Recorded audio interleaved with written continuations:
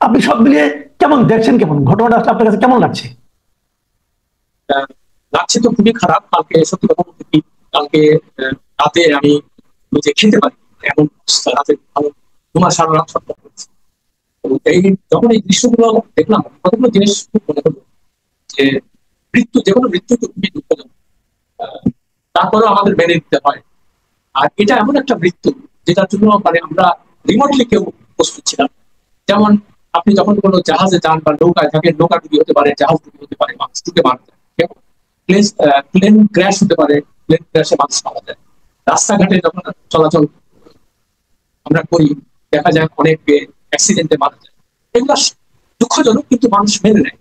কিন্তু এই যে ব্যাপারটা, এই যে ঘটনাটা, যে স্কুলে বাচ্চারা গেছে সকালবেলায়, একটা সময় তাদের স্কুল শেষ হবে, ঠিক স্কুল শেষ হওয়ার কয়েক মিনিট আগে সেখানে একটা বিমান স্কুলের বিল্ডিং এর উপরে আছে। তো এই ঘটনা স্বাভাবিকভাবে কেউ এটা কল্পনা করতে পারে যে এরকম হয়। এবং যখন তারপরে আস্তে আস্তে যখন খবরগুলো দেখতে থাকলো বা এই ফুটেজ দেখতে থাকলাম, দেখলাম যে ছাত্রদের গায়ে থেকে চামড়া খসে খসে পড়ছে এবং তারা দৌড়াচ্ছে। এই অবস্থা বিভৎস, মানে এটা কল্পনা করা যায় না। তো আমি এগুলো যখন দেখছিলাম, তখন কয়েকটা কথা আমার বারবার করে মনে হচ্ছে যে এই সরকার, প্রথম দায়িত্ব হলো সরকারের ফার্স্ট রেসপন্ডার্স, তারা হসপিটালে যাওয়ার ব্যবস্থা করবে, অ্যাম্বুলেন্স পাঠাবে, যাই হোক। আমরা দেখতে পেলাম যে সাধারণ মানুষই ওরা তাড়াতাড়ি করে সেখান থেকে যতখানি পারে কাছাকাছি যে হসপিটাল গুলো ছিল সেখানে নিয়েছে। তারপরে আমাদের জাতীয় বার্ন ইনস্টিটিউট, যেটাতে সবচেয়ে এই ধরনের চিকিৎসা সবচেয়ে সব জায়গা বা উন্নতির জায়গা, সেখানে নিয়ে গেছে। সেখানে যে যে কত দৃশ্য দেখলাম, সেটা খুব অস্বাভাবিক মনে হচ্ছে। যে 6 জন উপদেষ্টা, 6 জন উপদেষ্টার মধ্যে স্বাভাবিকভাবে আমরা আমাদের প্রশ্ন জাগি যে এই যে মানে আহ, স্বাস্থ্য উপদেষ্টা, যেটা তার এখতিয়ারের মধ্যে সবার। তো আমি কোথাও ওই 6 জনের মধ্যে তাকে কোথাও দেখলাম না। মহিলা একজন জানবে, তাকে অনেকদিন থেকেই আহ, তিনি দৃশ্যমান না, তাকে দেখা যাচ্ছে। বিভিন্ন স্বাস্থ্য খাতে বিভিন্ন অচল অবস্থা হয়েছে, জাতীয় শিক্ষাটা মেডিকেল কোথাও তার মানে আমরা তার উপস্থিত। এই 6 জন উপদেষ্টা যে গেল, তো বারবার করে ডাক্তারদের থেকে বা যারা এই ব্যাপার, তারা বলছে যে আপনারা হাসপাতালে ভিড় করবেন না, একটা সংক্রমণের ইনফেকশনের রিস্ক অনেক বাড়ে।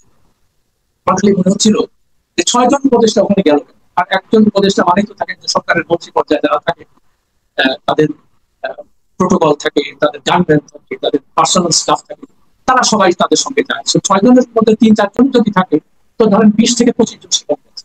তো এই যে এক্সট্রা এতগুলো লোক ছিল, এগুলো আমার দেখে খালি মনে হচ্ছিল যে মানে আগের সরকারগুলো, দেখো রাজনৈতিক সরকার, তারা এই ধরনের সিচুয়েশনকে ক্যাপিটালাইজ করতে চায়। মানে তারা দেখাতে চায় যে আমরা মানুষের প্রতি কত সংবেদনশীল, আমরা এইসব বিপদে মানুষের ছাপিয়ে পড়ি।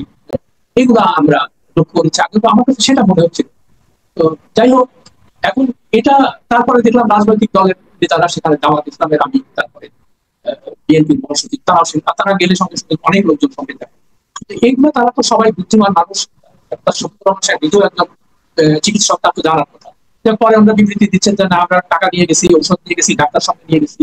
সেটা প্রথম কথা বলবো যে আপনারা তো সেখানকার দায়িত্ব না, যদি তারা সেই যারা আহ, যেসব চিকিৎসকের দায়িত্বে আছে, তারা যদি বলেন হ্যাঁ চলেন আপনারা আসেন, তো সেটা আমরা খালি ভিড় লোক, খালি ভিড় আর লোকজন লোকজন মানে এরকম পুলিশ টাকা দিয়ে সরাচ্ছে, চেষ্টা করছে ক্রাউড কন্ট্রোল করার জন্য। এই যে পুরো জিনিসটা আমার কাছে এতই একটা অব্যবস্থার চিত্র তুলে ধরলো, এবং সরকারের মানে ইনএফিসিয়েন্সি, অযোগ্যতাকে আবার চোখের সামনে, সরকার চোখের সামনে। জি।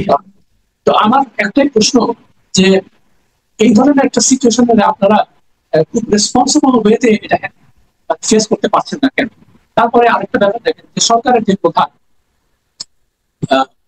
ইউনূস সাহেব, তাকে আমরা কালকে সারা দিনে একটা দেড়টার সময় একটা দেশের দিকে কালকে রাত পর্যন্ত, গভীর রাত পর্যন্ত আমরা তার কোনো উপস্থিতি, তিনি কি দেশে আছেন কিনা তাও আমরা জানি না। যাই হোক, পরে আজকে আবার দেখা গেল যে উনি একটা বিবৃতি দিয়েছেন সবকে, সেখানে যেটা গতকাল ঠিক একদম মানে তার যেটা উচিত ছিল সঙ্গে সঙ্গে টিভির মাধ্যমে তার দেশকে, দেশবাসীকে আশ্বস্ত করা যে আমরা এটা নিয়ে সবভাবে পুরো আমাদের পুরো ক্ষমতা যা আছে, আমাদের সমস্ত সহযোগিতা আমরা দিয়ে যাচ্ছি, আপনাদের কাছে একটাই অনুরোধ, আপনারা চিকিৎসকের পরামর্শে সেখানে কেউ ভিড় করবেন। এই কথাটা তিনি বলতে, আজকে হয়তো সেটা।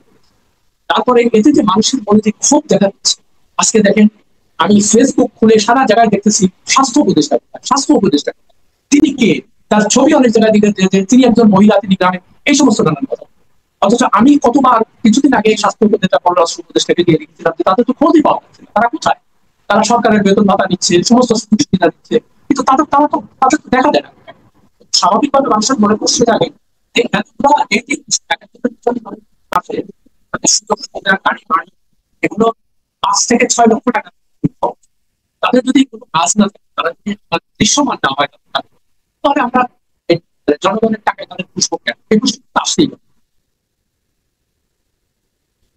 এক মিনিট আসাদ ভাই, আপনার সাউন্ড না ভেঙে যাচ্ছে, আপনি একটা কাজ করবেন কাইন্ডলি, আপনি আপনার ওই হেডফোনটা খুলে ফেলান, হেডফোনটা খুলে নর্মালি, হ্যাঁ খুলে ফেলান, ওটা খুলেন এবং ওইখান থেকেও খুলেন, থেকেও খুলেন, ওই যে আপনার কি বলে কম্পিউটারের সঙ্গে এই হেডফোনটাকে অফ করে দেন, হেডফোনটা আপনার বক্সের মধ্যে, হেডফোনটাকে বক্সের মধ্যে ঢুকাই ফেলান।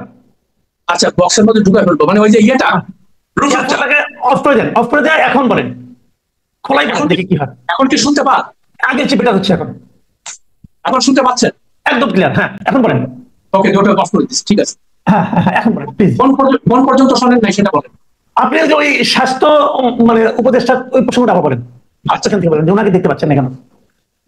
স্বাভাবিকভাবে এই ধরনের যখন একটা ঘটনা ঘটে, আমাদের একটা সবার মনে একটা জিজ্ঞাসা থাকে, এটা তো স্বাস্থ্য মন্ত্রণালয়, স্বাস্থ্য উপদেষ্টা কোথায়? সে তাকে তো সবচেয়ে আগে দেখা যাবে সেখানে, কিন্তু তা না দেখে আমরা অন্যান্য 6 জন উপদেষ্টাকে দেখলাম, যারা কেউ বিশেষজ্ঞ না, কিছুই না, তারা যে সেখানে ভিড় করছেন, তারা এই কথা বলে আসিফ নজরুল তাদের পক্ষে। এতগুলো লোক নিয়ে যাওয়ারই বা দরকার কি? স্বাভাবিকভাবে স্বাস্থ্য উপদেষ্টা কোথায় এটা নিয়ে আজকে সারাদিন ফেসবুকে দেখলাম, তাকে নিয়ে নানান ব্যাপারে সবাই প্রশ্ন তুলছে, যে অনেকে বলছে তার চেহারাই তো জানি না, তিনি কে, পুরুষ না মহিলা, এই ধরনের কথা বলছে। তো এই যে জিনিসটা, এটাই তাতে মনে হয় যে সরকারের সত্যি মানে কোঅর্ডিনেটেড যে ব্যাপারটা, একটা সমন্বিত ভাবে একটা রেসপন্স, কোনো সমস্যা দেখা যায় সেটা ফেস করা, সেটাকে আমরা দেখতে পাচ্ছি না। এবং সেটা শুধু এই ক্ষেত্রে না, প্রায় সব ক্ষেত্রেই তখন মনে হয় যে সরকার কোথায়? তো সরকারকে দেখি না আমরা, সরকার প্রধানকে দেখি না। ওনাকে দেখা যায় কখন? যখন দেখবেন কোনো বিদেশিরা কেউ আসছে, তখন উনি খুব উৎসাহে তাদের সঙ্গে দেখা করেন, সেটা টিভিতে আমরা দেখি। আর সাদা চামড়া লোকজন হলে তো কোনো কথাই, তাদেরকে ফোকাস করে, তাদের দেখায়। আর এত যে নানান সমালোচনা হয় তাদের ইয়েকে নিয়ে, কিন্তু তিনি কোনো জায়গায় কোনো মুখ খুলেন। তো এই সব কারণেই নানান মানুষের নানান প্রশ্ন দেখা দেয় যে এই সরকারটা আসলে কাদের সরকার, কার জন্য সরকার, এটা কি করে?